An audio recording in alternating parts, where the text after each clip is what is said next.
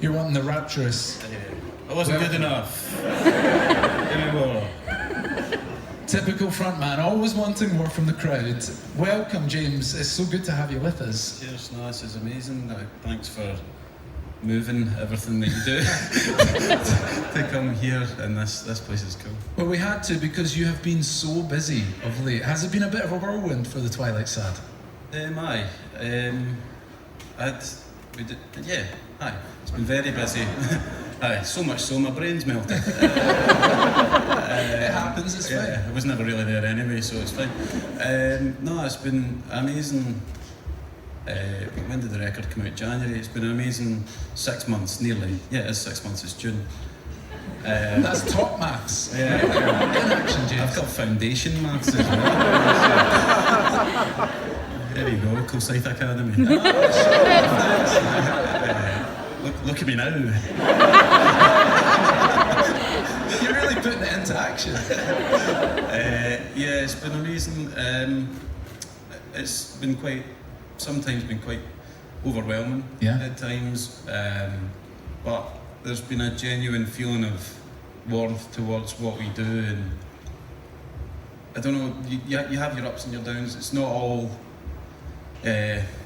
playing gigs is amazing, but there's the next day I'm worrying about, was I good enough and all that kind of stuff, and people are always so kind to us, and that's what keeps pushing you forward, I think. And the fact that you all came tonight, you probably came to see Jessica, who's this miserable guy, but it's been amazing. That's all I can say. Yeah. Not miserable anymore because a little ray of sunshine has come into your life, James. Don't you try and deny it or hide it, because since last we met, you have become a father for the first time. Yeah. He's a daddy to young Arthur. God help that wee guy. That's been the best thing that's ever happened to me. Getting up at 7 in the morning never felt good before. That's... And it still doesn't. No, it does. It genuinely, like, waking up in the morning is a brilliant thing now, whereas before it was, I keep going, don't swear, James, don't swear, James, don't swear. It's been the best thing that's ever happened to me. And like, he was around today kicking about and he was playing checking with the the drums kit and stuff like that. But has it changed your life in terms of the music you make? No, have you heard it?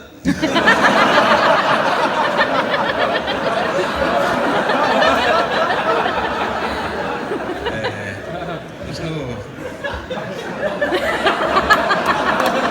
two ways about it.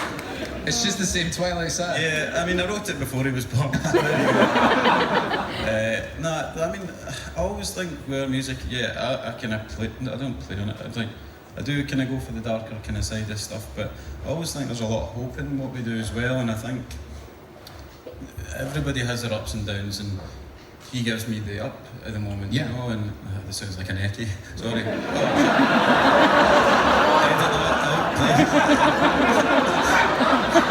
Your son will be tuning in, I'm sure, to be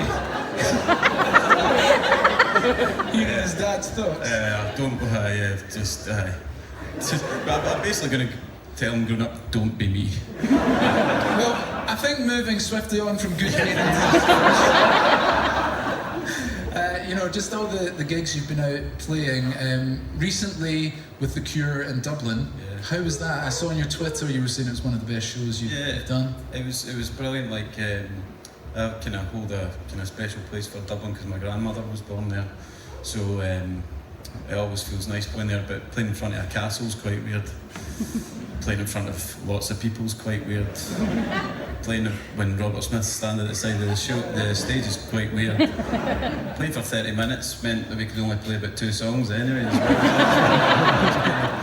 But it was great. It was brilliant. Like, you never get used to playing on those sizes of stages.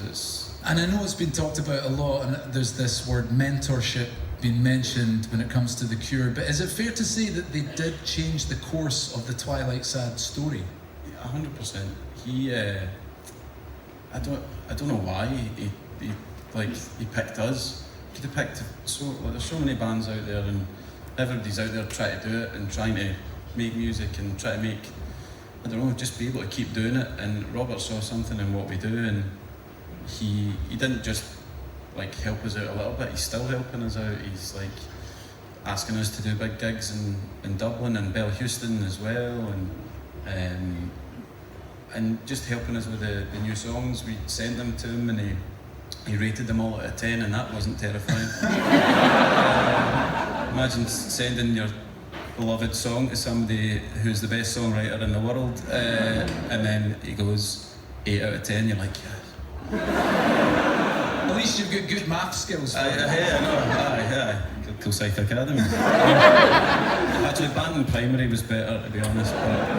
But I mean, it's all worked out, because the new album, It Won't Be Like This All the Time, hit the #1 position in the Scottish charts, and it was in the top 20 in the UK. Strange times for you? Yeah, I was. Andy and I were doing like an in-store tour at that time, and we were playing just me and him acoustically around at record shops, and that was an amazing thing, to go to record shops and people to be there buying your record as well. Because I think we all know that the music industry is a bit different with streaming and all that stuff. Good save. Yeah, but to go out and see people physically there in front of you was a great thing. So we'd been doing that all week, and then I don't know, the week itself, we were getting updates going, oh, you're at number 3, like in what chart? And also, like, I don't know if I can go into, but HMV, we went in HMV at that point as well, and that looked like it wasn't, HMV weren't going to be around anymore, so it was genuinely just down to people going out and physically buying our record. I think it was 80% of our whole sales were people going out and buying it, and that meant more to me than the actual like chart position, knowing that people will go out and spend their money on it, not just pressing play on a computer, you know, like going out and buying it. That meant everything to me, and like the charts and stuff don't. I never thought we'd be involved in that. It's not Blur versus Oasis, is it? It was the Twilight Sad versus Hugh Jackman. He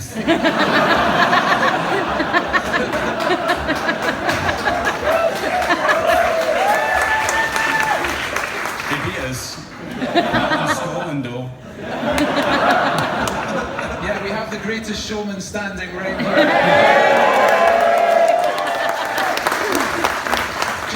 Ladies and gentlemen, the thing I love most about having James Graham on this show is you just kind of stand back and watch him go as he gives answers and heads off into little areas that you don't expect. I didn't expect to see Eckies in it.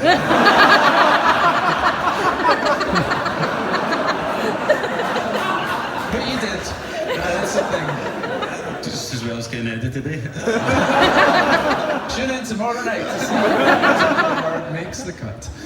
Okay, so one thing I do want to ask you about is heading over to America and the music you've been playing there and how that translates to American audience. Is there a difference? Are they just adopting it in the same way?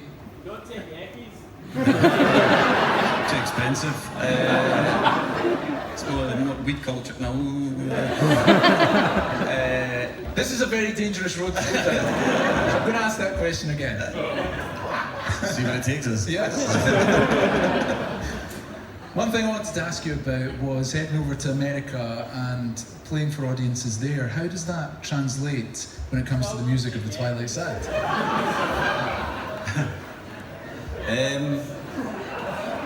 Shut up.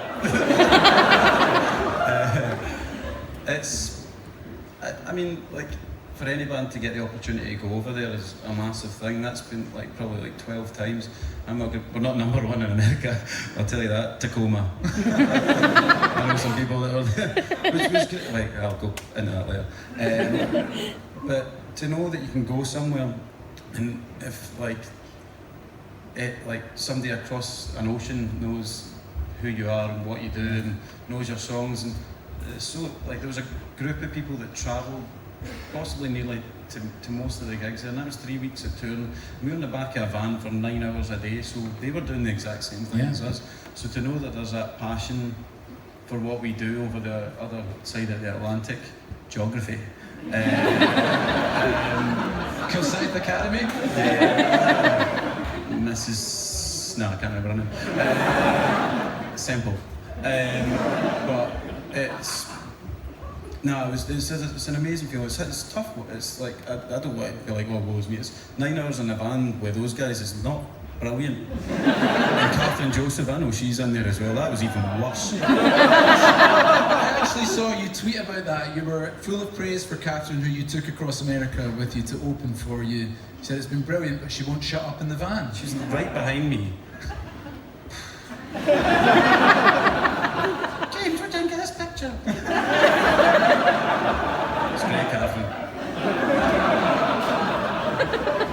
So we're to assume that a New Outlines album is some far off point in the distance. Yeah, it's over in America in the back of a van somewhere.